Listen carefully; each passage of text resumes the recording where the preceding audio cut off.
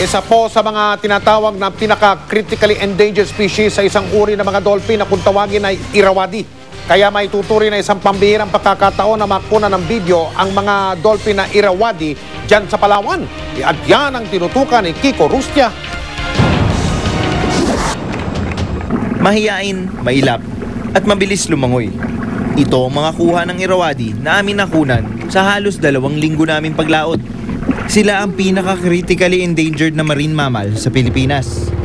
Sa huling tala noong 2005, 39 na lang ang natitira. Minsan magkakasabay silang lumalangoy gaya ng grupong ito. May mga pagkakataon naman na sa iba't ibang direksyon sila makikita. Nagagalaw kasi ng mga Irrawaddy ang kanilang leeg. Kaya niyan tumingin pakanan o pakaliwa para umiba ng direksyon sa pagsisid. Bago may ere ang huling bahagi ng Born Expeditions, nabalitaan naming isang Irrawaddy ang aksidenteng napulupot sa gilnet ng mangingisda. Sa kasawiang palad, namatay ito. Kwento ng mga saksi, may ibang Irrawaddy pa sa paligid na nabiktimang dolphin. Tila gusto itong sagipin. Ilang beses nabanggit ng aming mga kasama na may mother and calf silang nakikita. Yung malaking grupo, may mother and calf. Nung nakasunod tayo sa kanila, merong isang part ng group na nag-show off. Pero dahil sa bilis ng paglubog nila, akala namin hindi namin ito nakunan. Pero nagkamali pala kami. Sa mga videong ito, kitang-kita ang mag-inang Irrawaddy na magkatabing lumalangoy. At tingnan nyo, sumilip pa ang batang Irrawaddy at nakita ang maliit na mukha nito.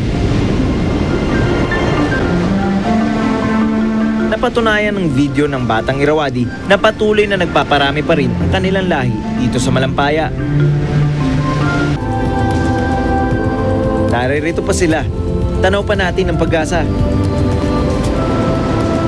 Ako si Kiko Rustia, born to be wild. Samantala, umaasa si Pangulong Aquino na mas magkakaisa ang mga bansa sa Timog Silangang Asya sa oras na matapos ang ASEAN Summit. Nagsimula na po ngayong araw ang pulong na dinadaluhan ng mga lider ng iba't ibang bansa. At mula sa Vietnam, nakatutok si Michael Fahatin. Opisyal nang nagbukas ang 17th ASEAN Summit sa Hanoi, Vietnam na dinaluhan ng iba't ibang mga lider ng Pilipinas, Brunei, Cambodia, Indonesia, Lao People's Democratic Republic, Malaysia, Myanmar, Singapore, Thailand at Vietnam. Una nang nagkaroon ng bilateral meeting ang Pilipinas sa Vietnam at Thailand. Kabilang sa mga napag-usapan sa bansang Thailand ang koordinasyon ng mga central bank para sa patuloy na pagkapalakas sa piso at baht. Pinag-usapan din ang posisyon ng dalawang bansa hinggil sa demokratisasyon ng bansang Myanmar. The two leaders agreed that there should be more frequent contact between central bankers and finance ministers of the two countries and of ASEAN so that we can coordinate more closely our actions because of the strong currencies that we're seeing right now. Kagabi nakipagkita si Pangulong Aquino sa Malacanang Press Corps delegate sa Vietnam. Mahigit 4 na orasyon nakipag-usap na nagtapos ng madaling araw. Dito ibinuhos ni Pangulong Aquino ang mga isyu niya ukol sa mga problema ng bansa, maging ang kanyang mga personal na pinagdaanan, kabilang ang kanyang mga naging pag-ibig, na wag na raw sanang iulat sa publiko. Ayon sa Pangulo, itinuturing raw niyang kasal siya sa bayan ngayon, pero hindi naman daw niya lalabanan ang anumang damdamin ng pag-ibig sakaling ito'y dumating. At nang magtapos ang masayang usapan, balik trabaho bilang presidente ang Pangulo at nagpahayag ng mga dapat asahan sa summit na ito ng ASEAN. The growth of our economies is so dependent on acting in unison and in concert with those who are our closest neighbors. So we expect that after this ASEAN summit, there will be more concrete steps towards harmonizing and really unifying the entire ASEAN region. Mula rito sa Hanoi, Vietnam, Michael Pahati, nakatutok, 24 oras.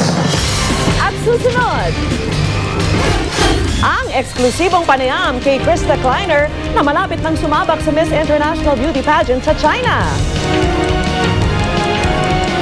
Thank you, GMA mga kapuso, for being there for me.